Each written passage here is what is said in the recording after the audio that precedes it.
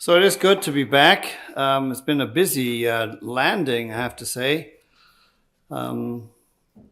with things that are going on, which we'll talk about in a few minutes from yesterday and the day before.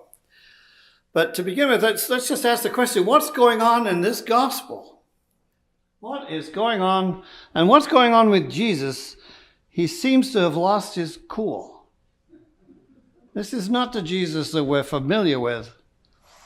You know, it's not the one who, when his disciples tried to protect him from the mothers with their children, and the children were all over him, he said, well, suffer the little children to come unto me, unless you've gone like a child, you can't receive the kingdom of heaven. This kind of open-hearted, open-minded, handed Jesus was just a picture of him. I've got a picture of Jesus surrounded by children on my living room wall. But that's not him today. Kind of made me think about the fact that I think the people who were in the community that didn't really have housing and a place to call their own, that would come by the rectory at St. Barnabas in Eagle Rock, they quickly learned that you can go 6 days of the week and knock on the rector's door, but do not knock on the door on Sunday afternoons and wake him up from his nap. I couldn't believe myself. I couldn't believe how short and curt I was with people that would, like, 3 o'clock in the afternoon, knock on my door and ask for help. I didn't call people dogs, but my approach, I can that's one of the ways I can get into what is going on with Jesus. I mean, after all, he was looking for a break from the crowds. He was trying to get away.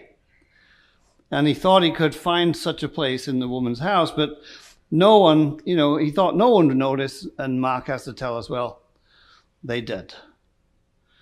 And there's this Gentile woman who has the audacity to throw herself at his feet on behalf of her daughter, who has a demon or an unclean spirit. She begs for his help. She doesn't just ask, she begs for his help to deliver her daughter from this demon. Jesus just doesn't sum up his usual controlled and kind response. Well, the children have to be fed first. Children of Israel, that is, and you don't waste food to throw at the dogs.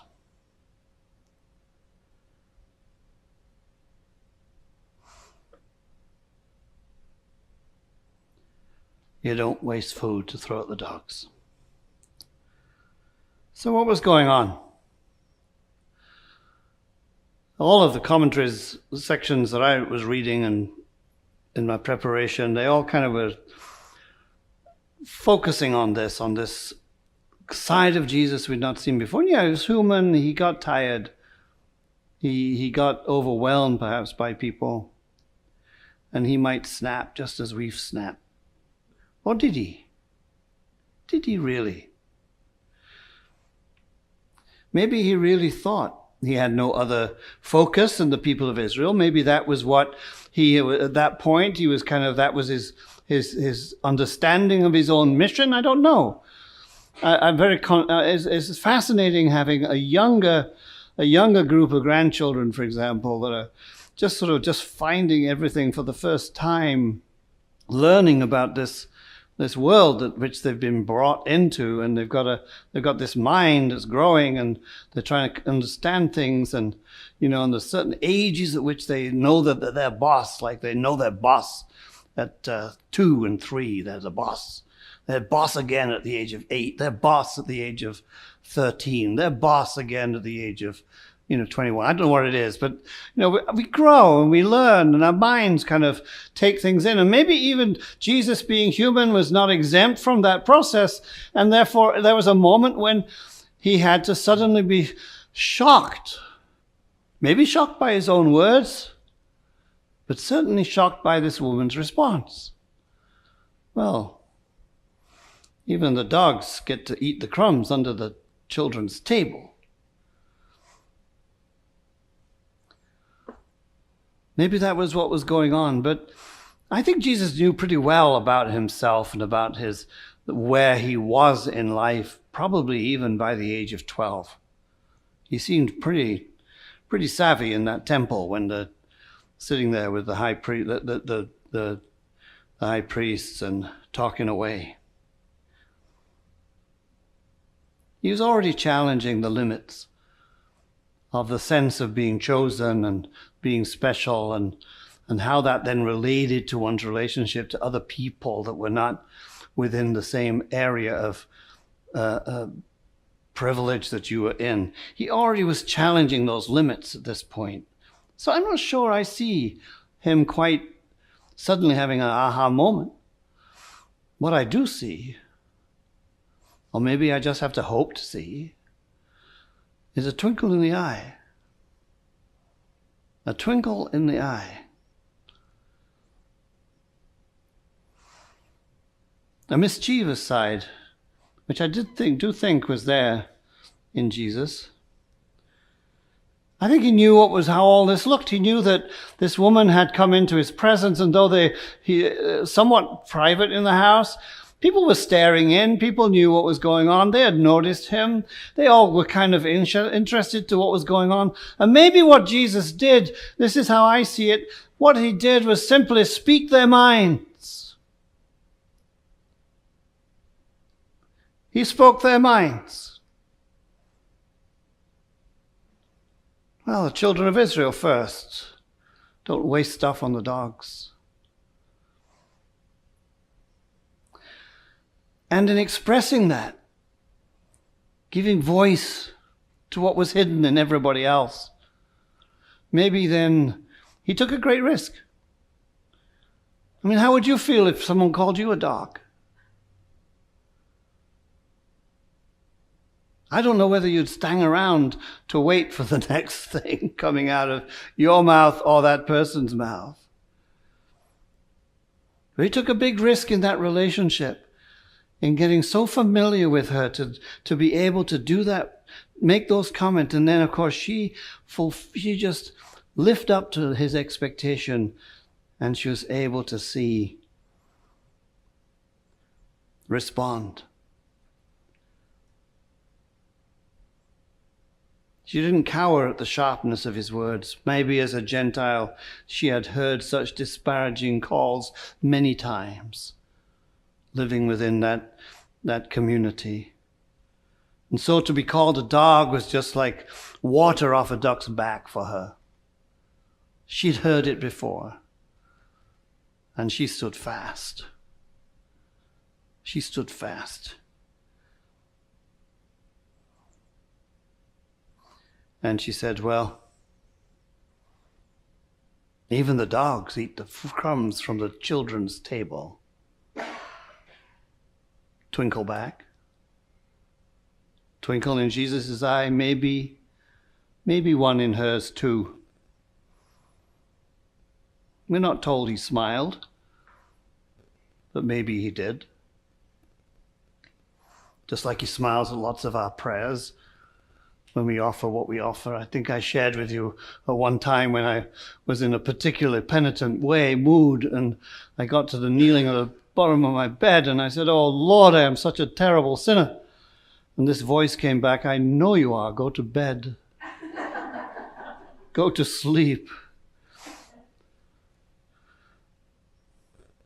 I don't think Jesus knew French, but I could imagine him saying touché to the lady, the woman, as she responds.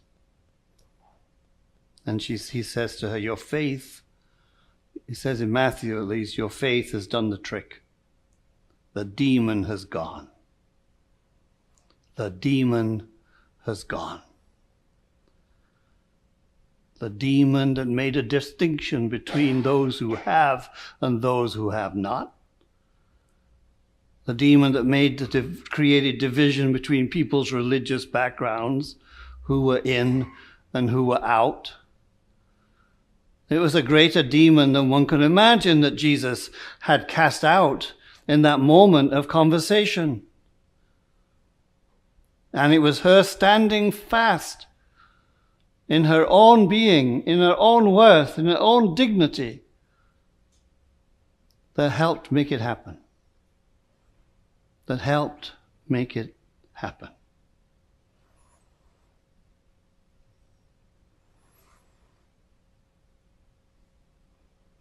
There's a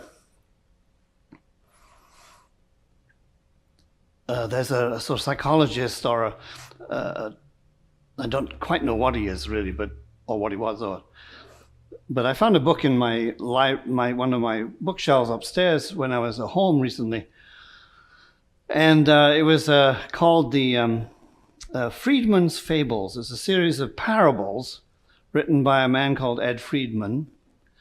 And Ed Friedman, the book was obviously one that had been given to me. There was the name of a priest from Iowa on the flyleaf that it belonged to him, and he's now passed on to be with God, so he's not going to get the book back. But this man, Ed Friedman, has sort of rescued many a priest from being entangled from what you might call a demonic struggle of trying to help people.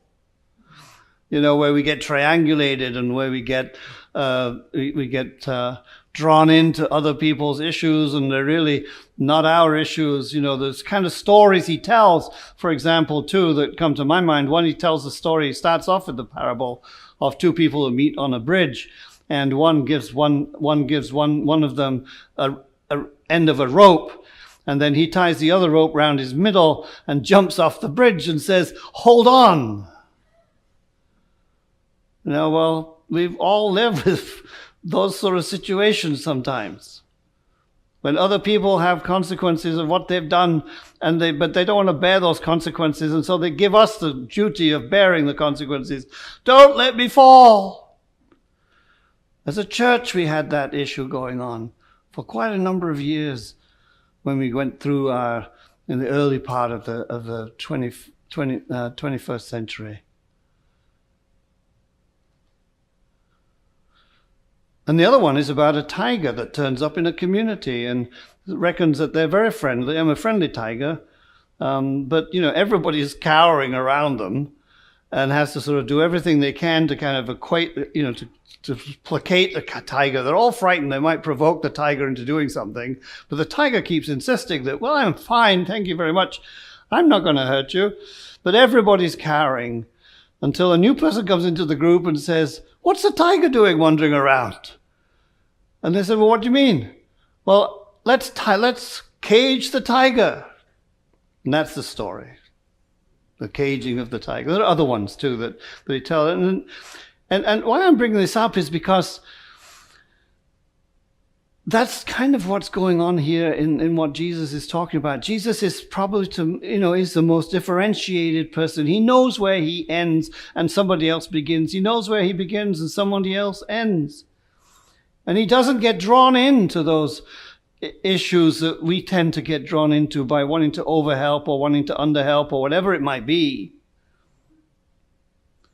And it's well demonstrated in the gospel in so many different ways. So where all this took me in thinking today, and the weekend to which I came back from my time at home, was that this weekend we did something called, there was a workshop going on led by a group called the Kaleidoscope Institute.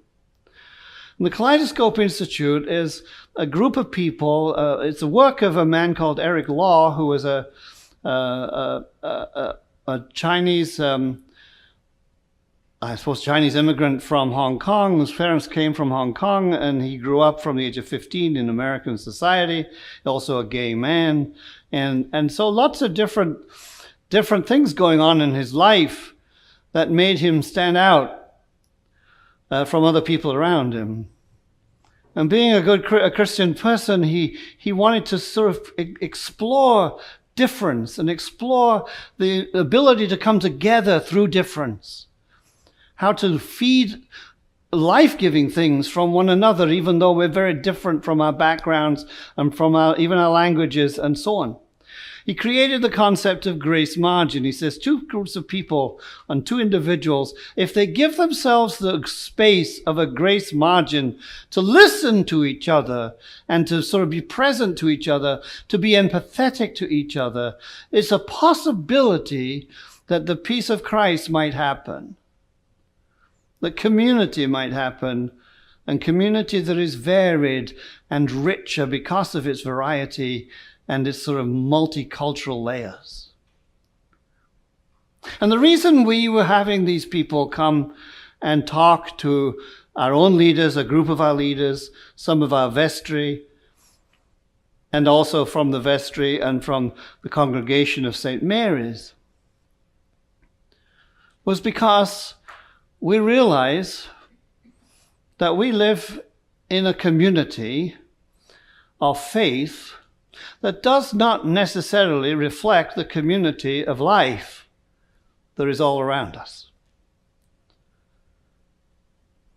And in this case, because there were 4 or 5 members of Grace who were bilingual and whose primary language was Spanish, their primary culture was Hispanic.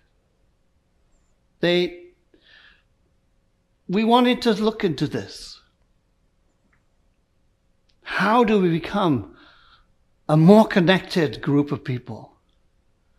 And how do we become more able to see one another in a way that then can help us to be in mission together for this common cause of reconciling people to God and God to people who are all around us?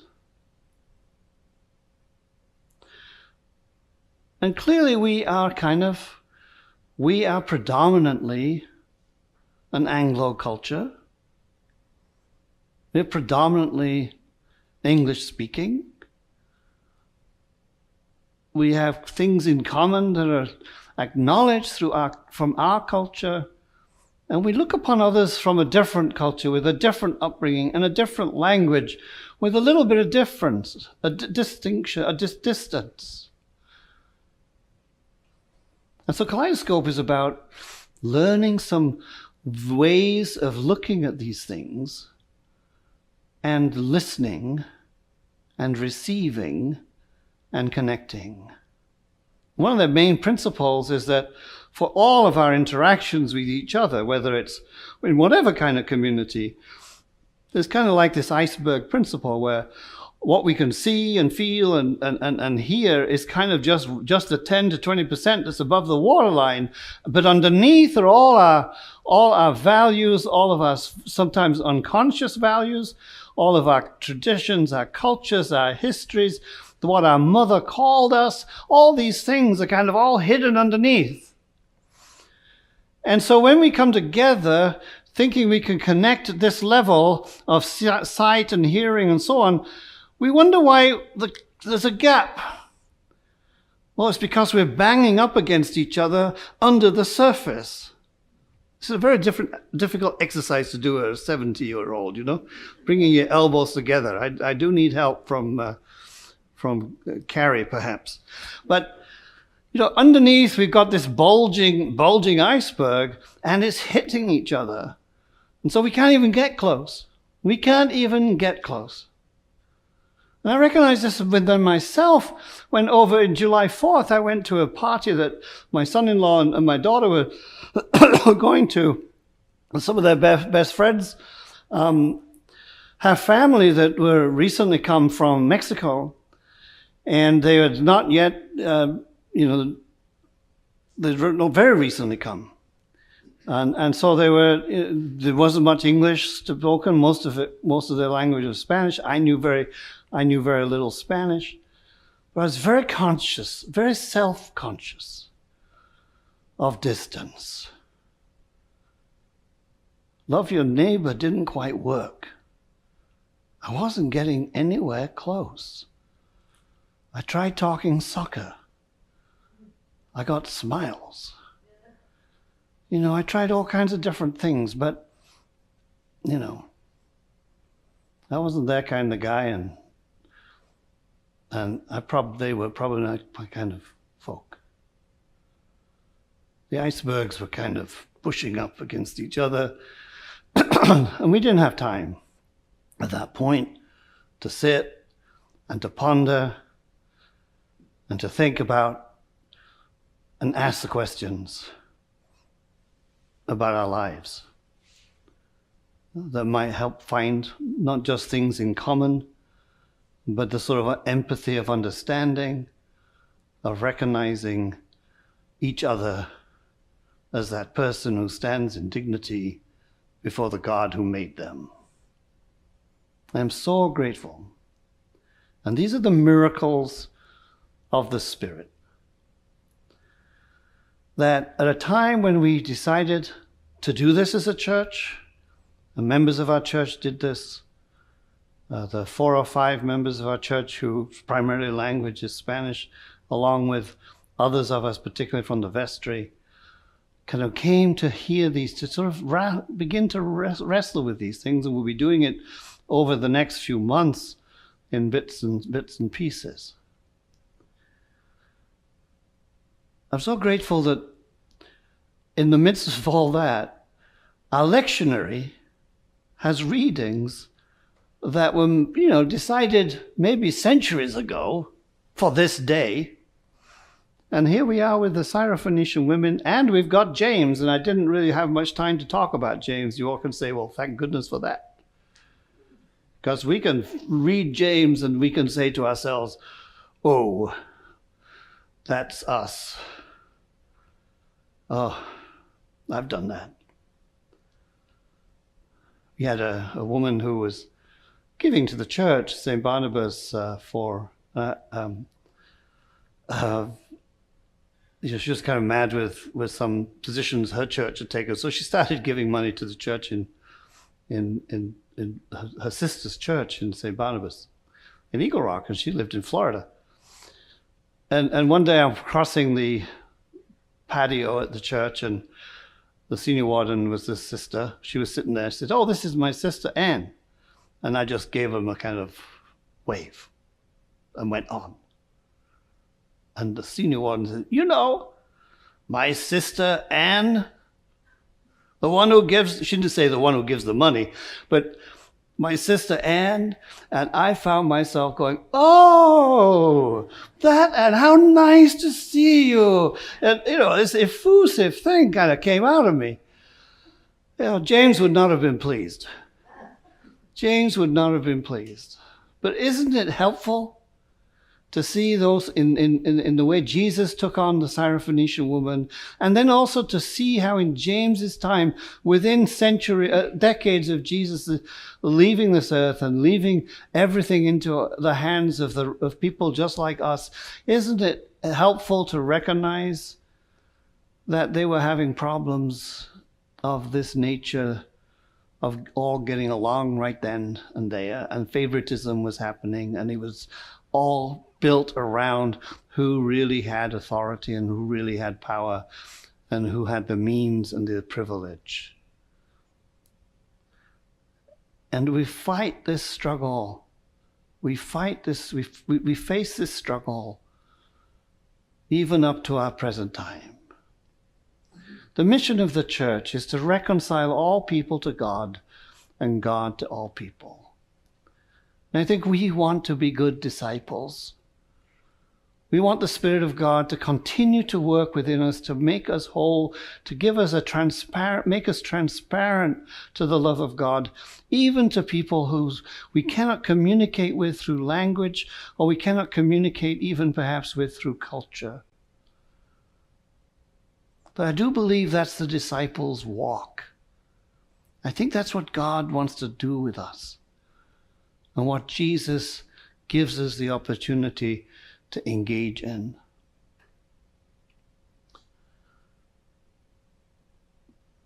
But we have to admit, number one, that there is an issue. And we need then to pray that God would open our eyes to see more clearly. Open our ears to be able to hear. We suddenly find ourselves in the presence of the deaf man, the other person in the gospel story. And the two are kind of linked together, really. Just as the demon of divisiveness, the demon of difference is sort of cast out by Jesus' relationship relating to that woman and her standing firm in her dignity, so the man who is deaf comes into our vision as well. When we recognize that maybe we are deaf and sometimes little impaired in our hearing when faced with that which is other and strange and not right on our doorstep and just like us. And note what Jesus does. Jesus actually takes this man away from the crowd. And in private, he does two very intimate things. He sticks his fingers in the man's ears, and then he spits on his hand and touches the man's tongue. Jesus is willing and ready and wanting to always get into the very heart of our being, to turn us around, to help us, to open us up, to help us to see, to help us to walk, to help us to hear, to help us to be his hands and his feet of God's flowing love within our communities and our lives.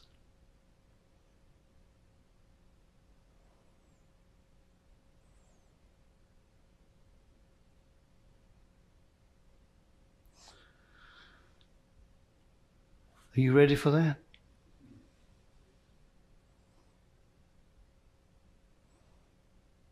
He'll do most of the work in private, but he will get, as they say, to be able to walk with us in our absolute comfort, innermost being, to just help us see and hear and know and love. We're walking in some very treacherous times right now. Our politics are broken. We're going to have a hard time, possibly over the next few weeks, with each other, if we ever dare go and talk about what's going on around us. But thank goodness to God that that's not the focus of the disciples' life. It's actually to be able to say, God's not finished with me yet, but God will take us to that place that we need to be, freed from our demons, opened in our hearing, and allowed to speak a word of truth and of love to a desperate, hungry situation of our lives. Amen.